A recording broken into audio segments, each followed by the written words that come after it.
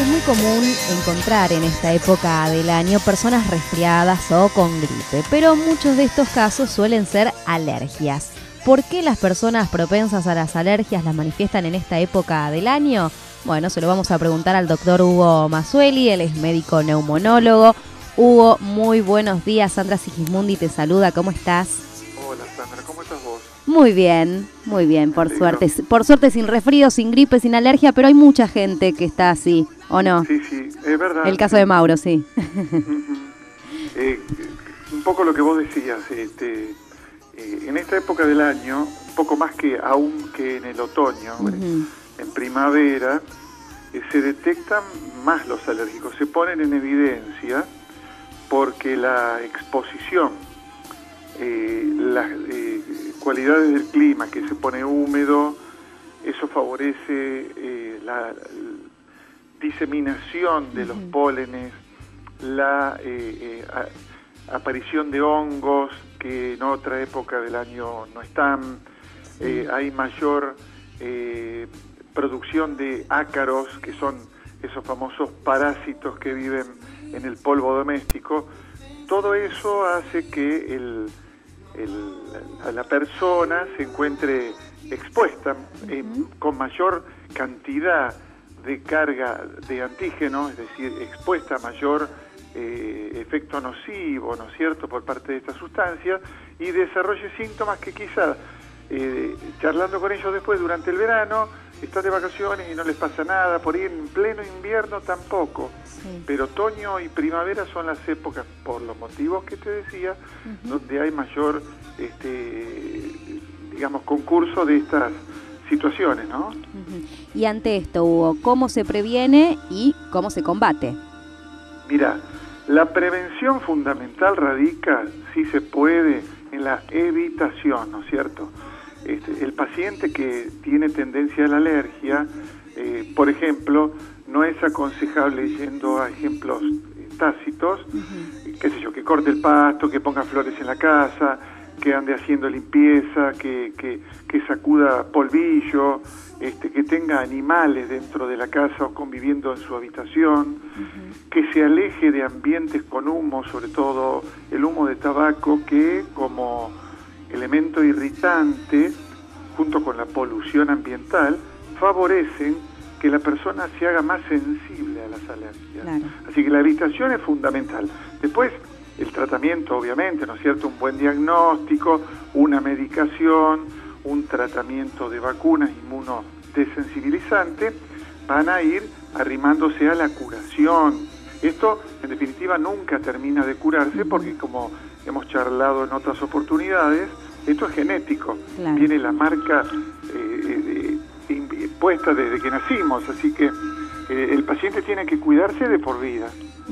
Hugo, ya que tocas este tema de que es genético, desde que uno desde que nace ya carga con esta alergia, ¿cómo hay alguna manera ya de empezar a prevenirla desde pequeñito para que luego cuando esa persona sea adulta no la manifieste tanto? O sea, la alergia la va a tener, pero bueno, que la tenga escondidita por lo menos.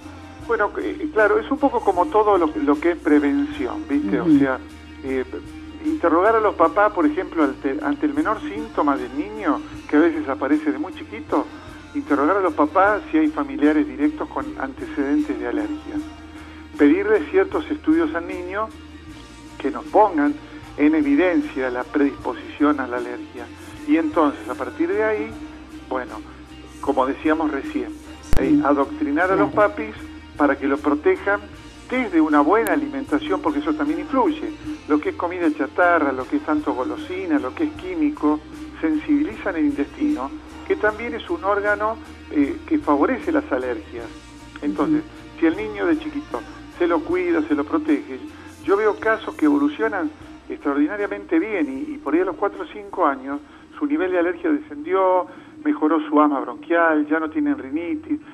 Todo está, como decíamos al principio, en la prevención fundamentalmente y en un tratamiento que acompañe y vaya disminuyendo los síntomas. Y Hugo, ¿hay alguna manera de, cuando el bebé todavía está en la panza de mamá, poder conocer si esa persona, obviamente si mamá o papá o algún abuelo es alérgico y entonces tenemos miedo de que el bebé vaya a sufrir también de esta enfermedad? ¿Hay alguna manera ya de prevenirlo desde la panza para que ese bebé entonces no sea alérgico?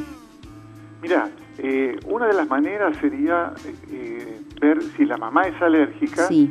Iniciar un tratamiento, pero antes del embarazo ya, antialérgico, para que disminuya sus niveles de IgE y no pase al bebé tanta IgE, que es la inmunoglobulina que determina la reacción alérgica propiamente dicho. Entonces, tratando sobre todo a la mamá, que es la portadora, la gestora, ¿no es cierto?, sí, del bebé, el nene tiene menos posibilidades de tener un cuadro alérgico importante. Igual, como te decía, genéticamente ya viene marcado, claro, pero cuidándola a la mamá, evitando ambientes de humo, el nene va a tener menos probabilidades de empezar con bronquiolitis y después cuadros asmáticos, cuadros riníticos. ¿Me explico? ¿Cuáles son los síntomas de una persona que sufre de alergias?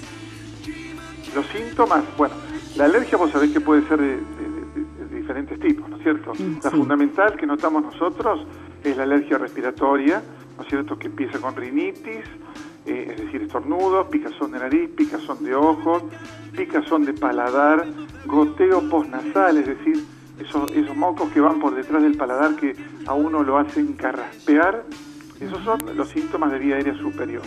Los de vía aérea inferior es el cuadro típico del espasmo bronquial, la sibilancia, la tos seca cuando el niño corre, que parece que fuera una tos común y corriente, y resulta que es un pequeño espasmo bronquial que el niño desarrolla sin haber desarrollado un asma.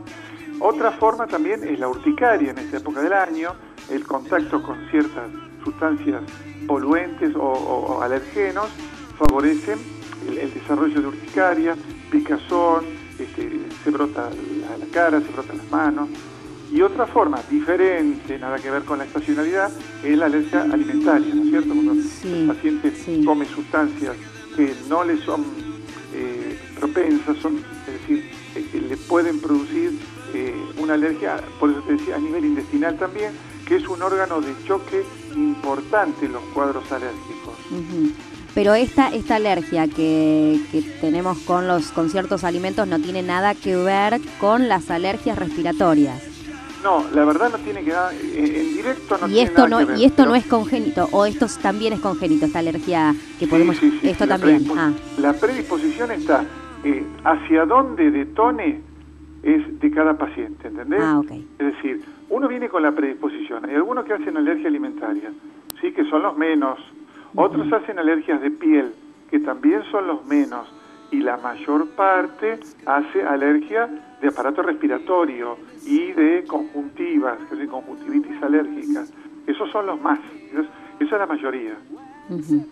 ¿Hay casos graves de alergia en los que uno tendría? Hay casos graves de alergia, sí, porque cuando se complica con infecciones, por ejemplo en las dermatitis alérgicas se infectan. Vos conocés también que la sinusitis alérgica en el tiempo, si no se frena en el tiempo, se complica y se transforma en una sinusitis infecciosa, que es más difícil de tratar. Y también sabés que si no cuidamos la parte de vía aérea inferior, esa alergia se puede transformar en un asma bronquial. Hugo, siempre se suelen dar algunos remedios caseros para contrarrestar la alergia. ¿Eso es cierto? ¿Es un mito? Mira, la automedicación no es lo más indicado, ¿sí? A lo sumo, y ya me estoy yendo de boca, uno puede darle a un niño una aspirineta, necesitan un cuadro de ese tipo, que es un antiinflamatorio, o una vasoaspirina en un adulto, y consultar al médico. Claro, como siempre, no solo en este tema, sino en cualquiera no hay que automedicarse, hay que ir al médico. Claro, porque de repente yo tengo gente que se automedica y lo único que hacen es encubrir el cuadro, ¿no es cierto? O sea, van tapándolo, lo van pateando para adelante, se va agravando y después cuando llegan al médico, por ahí después de días o de meses, el cuadro se hizo más complicado y obviamente más difícil de tratar. Seguro. Bueno, Hugo, muchas gracias por estos consejos.